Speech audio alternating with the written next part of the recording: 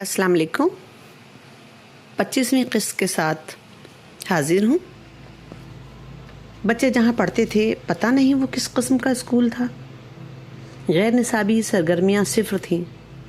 بچوں کو درست جواب نہ دینے پر سرزنش کی جاتی تھی۔ سارے بچوں کے سامنے بچوں کو ڈانٹتے پھٹکارتے ٹیچرز یہ بھول جاتے ہیں کہ درست جواب نہ آنے کی صورت میں چیخ پکار، بچوں کو نالائق سخت و سست الفاظ میں ان کی انسلٹ کر کے کلاس میں قبرستان کا سا سکوت تو پیدا کیا جا سکتا ہے، لیکن مردوں کو پڑھایا نہیں جا سکتا۔ اور پھر کچھ بچے بے حد حساس ہوتے ہیں۔ انہیں خوف رہتا ہے کہ سب کے سامنے انہیں بھی نہ ڈانٹ دیا جائے۔ وہ سہمے رہتے ہیں، نہ سوال کرتے ہیں، نہ استاد سے دوبارہ سمجھانے کی استدعا کرتے ہیں۔ اسکول کے بچوں میں تعلیمی کارکردگی بڑھانے کے لیے ہر ہفتے ہر کلاس سے ایک بہترین طالب علم منتخب کیا جاتا۔ بڑے بیٹے رشی نے بھی لگاتار 2 ہفتے بہترین طالب علم کا سرٹیفکیٹ حاصل کیا۔ چھوٹا رامش بھی بھائی جیسا لائق شاگرد بننے کی کوشش میں ہلکان رہا۔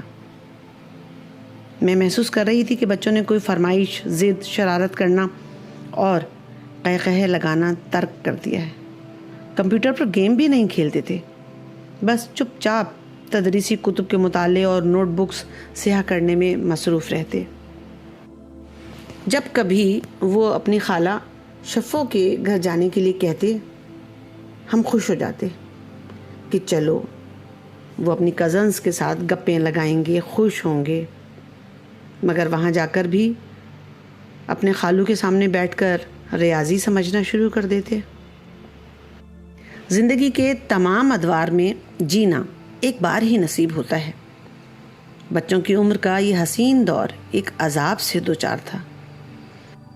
پوزیشن لینے کے مقابلے کی دوڑ نے اسکولوں کو تو قبرستان بنا ہی دیا ہے، مگر مجھے اپنے گھر میں زندہ بچوں کی چہکار چاہیے تھی، جو اب مفقود ہو چکی تھی۔ ننھا الہام بھی خاموش ہو گیا تھا۔ ڈانٹ کے خوف سے وہ بھی کتاب کاپی لیے میرے ارد گرد منڈلاتا رہتا۔ ہفتے وار چھٹی میں انہیں بہت زیادہ ہوم ورک ملا کرتا۔ بچوں کی اداسی اور گھر کی خاموش فضا مجھے بے چین کر رہی تھی۔ ایک روز میں بچوں کو اسکول لینے گئی تو رامش نے مجھے دیکھتے ہی بیگ میں ہاتھ ڈال کر ایک کاغذ کا پرزہ میرے ہاتھ میں تھما دیا۔ وہ اس ہفتے کا بہترین طالب علم قرار پایا تھا۔ میں نے یہ تو کبھی نہیں چاہا تھا۔ کراچی میں رامش ہر کلاس میں کبھی B اور کبھی A گریڈ میں پاس ہوتا تھا، لیکن اس کی ڈرائنگ اور مجسمہ سازی حیران کن تھی۔ وہ ایک خاص قسم کی مٹی سے کتے، بھالو، بلی کے خوبصورت مجسمے بنایا کرتا تھا۔ ایک بار اس نے ایک مزدور کا مجسمہ بنا کر ہم سب کو بے حد حیران کیا تھا۔ یہاں آ کر اس نے ایک روز بھی مجھ سے مٹی کی فرمائش نہیں کی تھی۔ میں نے اس کی پیٹھ تھپکی۔ گھر آ کر میں نے الہام کا بیگ کونے میں رکھا۔ دونوں بچوں نے کندھے سے بیگ کا بوجھ اتارا۔ میں نے بچوں کو اپنے قریب بلایا اور مسکراتے ہوئے پوچھا، کراچی چلیں؟ نہیں امی، ابھی نہیں جا سکتے، سیمسٹر ہونے والے ہیں۔ میں کہہ رہی ہوں واپس چلیں، ہمیشہ کے لیے۔ ہمیشہ کے لیے؟ رامش نے رشی کی طرف حیرت سے دیکھا۔ مگر ہم تو اپنا گھر بیچ کر آ گئے ہیں۔ تو کیا ہوا؟ کرائے پر لے لیں گے، پہلے کی طرح رہیں گے۔ یہ سن کر الہام نے تو ناچنا شروع کر دیا۔ رشی رامش نے ایک دوسرے کے ہاتھ پر ہاتھ مارا۔ لیکن امی، بابا نے منع کر دیا تو؟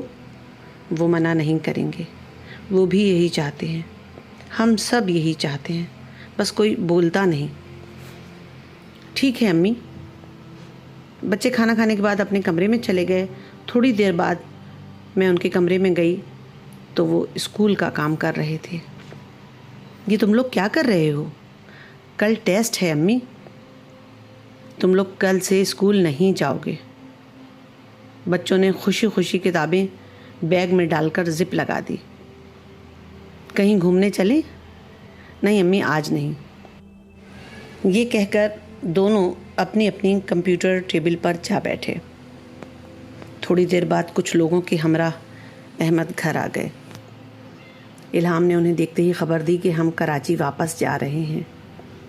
احمد نے میری طرف سوالیہ نظروں سے دیکھا۔ میں نے ان سے سوال کر دیا، چلیں واپس؟ میں تو خود کئی دنوں سے سوچ رہا تھا، لیکن تمہارے خیال سے چپ تھا۔ احمد نے ڈرائنگ روم میں جا کر اپنے ساتھ آئے لوگوں کو بتایا۔ وہ سب احمد کو سمجھانے لگے۔ احمد نے انہیں بتایا کہ بچے اداس ہیں، ہمیں جانا ہوگا۔ وہ دنیا داری سمجھانے لگے۔ بابا جی، آپ کے لیے اتنے پروگرام پکڑے ہیں، اب تو کہیں جا کے آپ کے اچھے دن شروع ہونے والے تھے۔ پنجاب کے سارے بڑے شہروں نے پروگرام رکھے ہیں، آپ کا نام ٹاپ پر ہے۔ پھر وہ سب مجھے سمجھانے چلے آئے، ماں جی واپسی کا فیصلہ نہ کریں، تھوڑے دنوں کے بعد بچوں کا دل بھی لگ جائے گا۔ اس اسکول کی تو بڑی شہرت ہے، بچوں کا مستقبل سنور جائے گا۔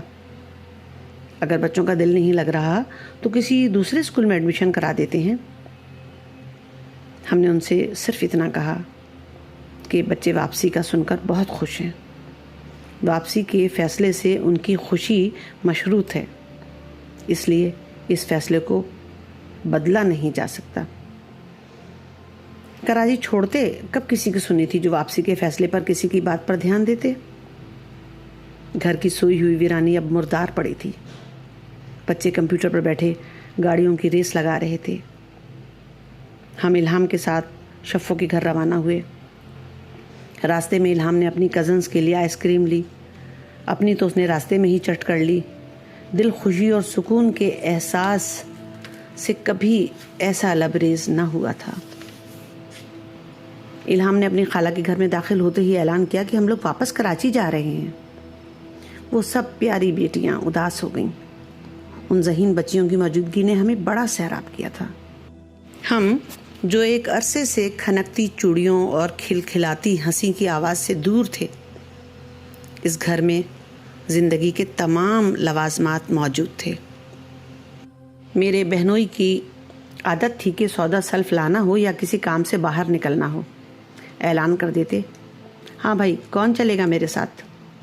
بیٹیوں کا باری لگی ہونے کے باوجود آپس میں جھگڑا شروع ہو جاتا۔ ہر بیٹی ان کے ساتھ جانا چاہتی تھی۔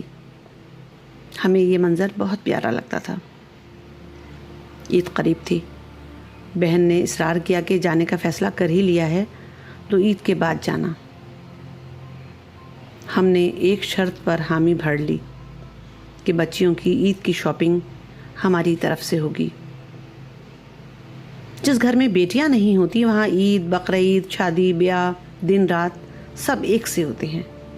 کچھ فطرت اور کچھ حالات کے باعث ہم بھی آرائش و سنگار کے لوازمات سے دور ہو چکے تھے، لیکن نسوانیت کا فطری اظہار کرنے والی خواتین ہمیشہ ہمارے لیے باعث رشک رہی ہیں۔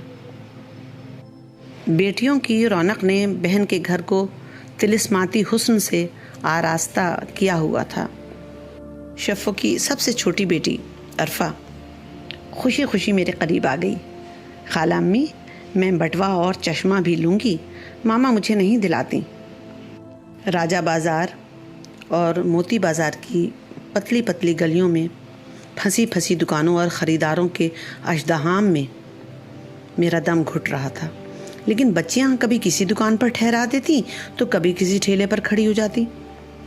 بالوں کے لیے خوبصورت بال پنے، ہیئر کیچر اور کلپ، ہاتھوں کے لیے چوڑیاں، کڑے، بریسلیٹ، گھڑی اور کون مہندی، کانوں کے لیے ٹاپس، بالیاں اور بندے، ماتھے کے لیے جھومر، بندیا، گلے کے لیے ہار، نیکلس، مالائیں، پاؤں کے لیے پازیب، سینڈلز، آنکھوں اور چہروں کے سنگار کے لیے کاجل، آئی لائنر، مسکارا، سرخی، لالی، غازہ۔ لباس کے لیے کسی نے ہلکے رنگ کا انتخاب کیا تو کسی نے شوخ رنگ کا، کسی کا سادہ جوڑا تو کسی کا کام والا۔ صبح بچیوں کی شاپنگ ہوتی، دوپہر کو ہم احمد اور بیٹوں کے ساتھ ٹیکسی پکڑ کر اسلام آباد اور گرد و نواح کے خوبصورت مقامات کی سیر کو نکل جاتے۔ اس دوران واپسی کے لیے ٹکٹس بھی کروا لیے گئے۔ اس عید نے بچپن کی بلر ہوتی عید کو آج تک ہمارے دل و دماغ میں روشن کر رکھا ہے۔ بچیوں کی ساری ضروری اور غیر ضروری شاپنگ ہو چکی تھی۔ 29ویں روزے کو رات 9 بجے جب سب چاند کی رویت سے مایوس ہو چکے تھے، اچانک خبر آئی کہ کل عید ہے۔ عید کے روز پہننے والی چیزوں کا جائزہ لیا گیا، تب ایک طوفان برپا ہو گیا۔ کسی کو دوپٹہ میچ کرتا ہوا نہ لگا تو کسی کو چوڑیوں کے ساتھ کڑے ضروری محسوس ہوئے۔ کون مہندی بھی خراب نکلی، پرفیوم تو رہ ہی گیا تھا۔ بچیوں کو اپنی تیاری مکمل کرنے کے لیے تھوڑی تھوڑی دیر بعد کچھ نہ کچھ یاد آ جاتا اور باپ فوراً شکایت کنندہ کو بائک پر بٹھا کر ہوا ہو جاتے۔ ایک قیامت تھی، لگتا تھا کہ اگر عید کی تیاری میں ذرا بھی کمی رہ گئی تو صبح سورج طلوع ہونے سے انکار نہ کر دے۔ چاند، سورج، ستارے، کہکشائیں سب مل کر بھی آسمان پر وہ رونقیں نہیں بکھیر سکتی جو ریشم، ایمن، عرفہ اور عائشہ نے اس چھوٹے سے گھر میں بکھیر رکھی تھی۔